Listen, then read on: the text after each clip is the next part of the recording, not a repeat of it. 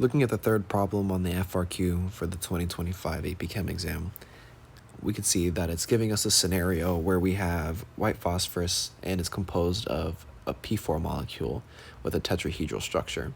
They give us the diagram and the Lewis structure in the diagrams below. For part A, it says in the box, complete the Lewis diagram for P4 by drawing the non-bonding electrons. In the prompt here, it tells us that the P4 has a tetrahedral structure. So we know that anything that's tetrahedral is going to have an sp3 hybridization, which is going to be 4 electron domains. And so if we zoom in and we take a look at all of these phosphorus atoms, it shows us 3 domains for each one. So the remaining domain on each phosphorus has to then just be a single lone pair. So all 4 of these phosphorus atoms are just going to need one lone pair, and then that's going to be the response for part A. For part B, it tells us that the reaction of white phosphorus with oxygen to form P4O10 solid is thermodynamically favorable at 298 Kelvin. The reaction is represented with the equation number 1, and that's right below. For part I here, it tells us the entropy change for the reaction is negative. Using particle level reasoning, explain why the entropy decreases as the reaction processes. Negative delta S tells us that entropy is going to drop, so that means we're going to have less disorder, we're going to have less chaos, and so we're going to use our particle level reasoning to make this make sense. So if we take a look at the equation that's given, we have the solid phosphorus, and then we have the gaseous oxygen making our solid product. So in terms of particle level, well, you have solid molecules reacting with gaseous molecules to become a solid molecule. So because we have a decrease really in the volume of the substances occupying the container, we're going to have a decrease in entropy. So in terms of the particle level reasoning, I would say, well, you're going from solid and gas to just solid. So in terms of states of matter, if you're going down or decreasing in terms of the space that's occupied, you're going to have a decrease in your entropy, giving us a negative value. For double I, it tells us the enthalpy change for the reaction is also negative. A student claims that the favorability of the reaction is driven by the enthalpy and not by entropy. Is the student's claim correct? Justify your answer by using the relationship between delta G, delta H, and delta S. So we have to use our equation for the relationship between all of these. They explicitly tell us that delta G is negative, right? Because the reaction is thermodynamically favorable. So that's how we can figure that out. In part I, it told us that delta S is negative. And then what we just read told us that the delta H is going to be negative. So in order to get a negative delta G overall, which one of these two values has to be larger? So when we think about how this term combines, right, we're subtracting by a negative value, so that becomes addition. And then so in order for us to stay negative, we have to have a larger value for the delta H. So saying that delta H is more negative is going to determine the overall favorability, or saying that delta G will remain as negative. Looking at the next part of this FRQ, we're looking at a calorimetry scenario. So they're given the equation where we now have our solid P4O10 reacting with water in order to form H3PO4.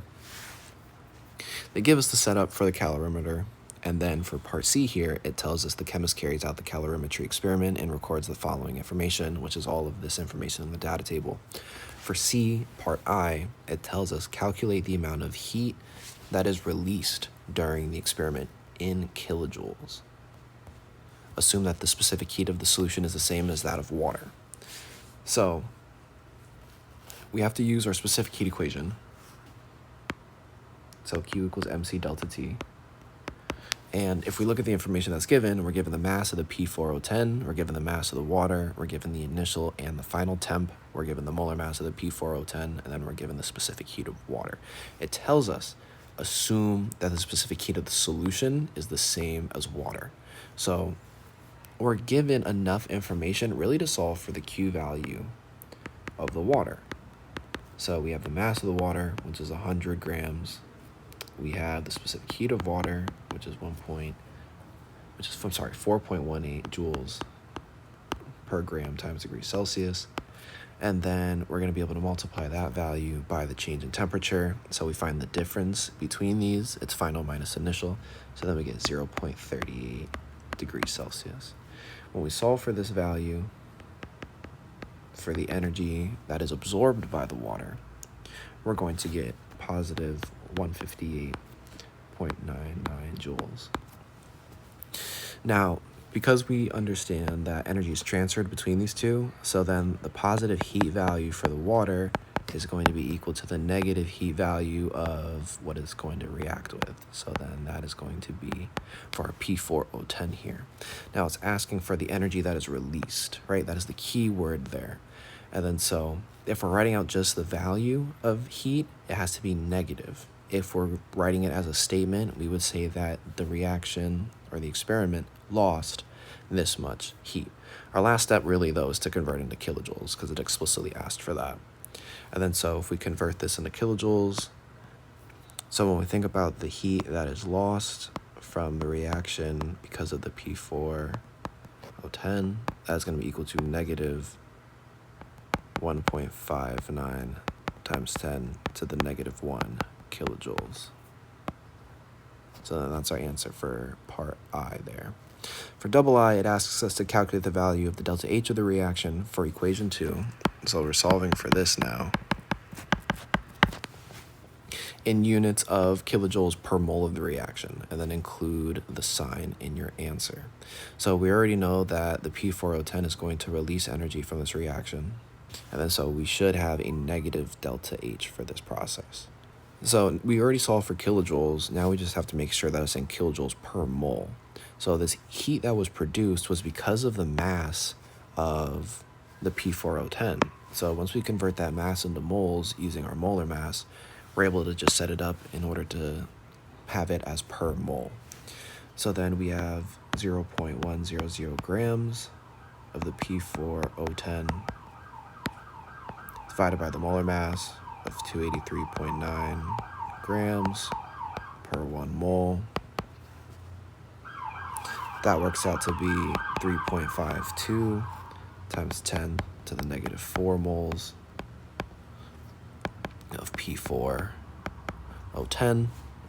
So thinking about this equation, we only have 1 mole of P4O10 that reacts. So it should be a 1-to-1 ratio between this and then mole of the reaction. So then in order to solve for this part here, for double I, our last step is then having the negative 1.59 times 10 to the negative first kilojoules divided by our mole amount, which is the 3.52 times 10 to the negative 4 moles. And then making sure that we're consistent with our sign here, because it asks for it. It's going to be negative 451.7 kilojoules per mole. And then that's our answer for double I. For this scenario for part D here, it gives us all this information about the reaction taking place.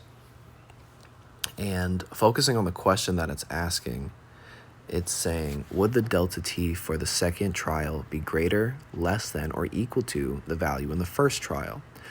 Now, it tells us that for the second trial, some of that solid P4O10 is stuck to the weigh paper, and it was not transferred into the calorimeter. So that means that we're going to have a decrease in mass. And it's asking, well, how will this decrease in mass impact the delta T for the second trial in comparison to the first? So if we think about our equation for specific heat, if mass decreases, that is going to decrease the amount of heat that is produced. And if we decrease the amount of heat that's produced, we're going to have a smaller change in temperature. And then so, in order to explain our reasoning here, we want to say that, well, it's going to be less than, and then because of this relationship here, if you have a smaller mass value of your reactant, it's not going to produce as much heat, therefore, it's not going to have as much of a change in temperature. Looking at part E, it asks us to calculate the standard enthalpy of formation of PCl5 gas represented in equation 5. This is going to be a Hess's law scenario where in order to find the delta H for equation 5, we're going to be able to look at equation 3 and equation 4. So we want to first make sure that we get 1/4 of P4. We see P4 in equation 3 here, and so in order to make those coefficients match, we divide the whole thing by 4. So that becomes 1/4. This becomes now 6/4, and then this becomes 4/4, or just 1.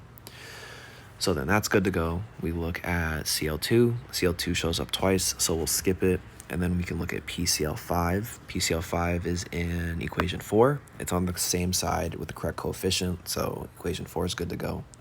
Now we can think about what happens to the Cl2s. If we have this as a fraction, because it's a coefficient of 1, but to match the denominator of the equation 3, it's just going to be 4/4. So because these are on the same side, we'll combine them, and so it becomes 10/4, and then 10/4 simplifies as to being just 5/2, and then that matches what we have here. So then all 3 of these are good to go. The only thing we had to do was then divide the delta H of equation 3 by 4. So we get the sum of these steps, right? And then the delta H of equation 5 works out to be negative 375 kilojoules per mole of the reaction. And then that is our answer. For the last part here, for part F, it asks us to look at the reaction for equation 4. And then we have PCl3 gas reacting with CO2 gas in order to form PCl5 gas, and then the system's at equilibrium. They give us the delta H, negative 88 kilojoules per mole of the reaction. In part I here, it asks, or at least lets us know, that if each particle in the diagram represents a partial pressure of 1.00 atmospheres, what is the value of the Kp for the equilibrium mixture at 546 Kelvin? So we have to look at the diagram and start identifying, well, how many particles do we have of each substance? Starting with the Cl2, we can count 1, 2, 3, 4, 5, 6 of these. So that's going to be 6 ATM. For the PCl3, we have 1, 2 of those. So that's going to have a partial pressure of 2.0 ATM. And then looking at PCl5, we have 1, 2, 3, 4 of those. And then so we have 4.00 ATM. Setting up the Kp expression, Kp is equal to the partial pressure of the products divided by the partial pressure of the reactants. And then so if we look at our equation here, we have the one product, and that's going to be the PCl5. So it's going to just be 4.00 ATM. And then divided by our reactant partial pressures. And then so we have those two there. So we have 6.00 ATM times 2.00 ATM. They all have a coefficient of 1. And so the exponent for all of these is just the first power. So we don't have to do anything different. We solve for the Kp. That comes out to be 0.333. And then that's our answer for I, part F. For double I here, it says, does the value of Kp increase, decrease, or remain the same as the temperature is increased to 596 Kelvin? Justify your answer based on the delta H. So we looked at delta H before, and that this is going to be an exothermic process. And it's telling us that temperature is going to be increased. So because it's exothermic, we can think of heat as a product here. And if temperature goes up, thinking about Le Chatelier, the opposite would be bringing temperature back down. And then so the reverse reaction is going to decrease temperature because it'll consume heat and then it'll lower temperature as a result.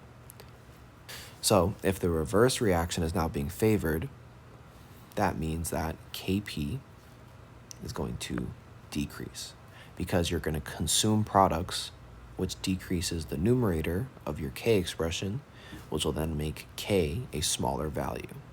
And so in terms of the justification using the delta H here, because it's a negative value and it's exothermic, the reaction will shift in the reverse direction in order to decrease the temperature of the system.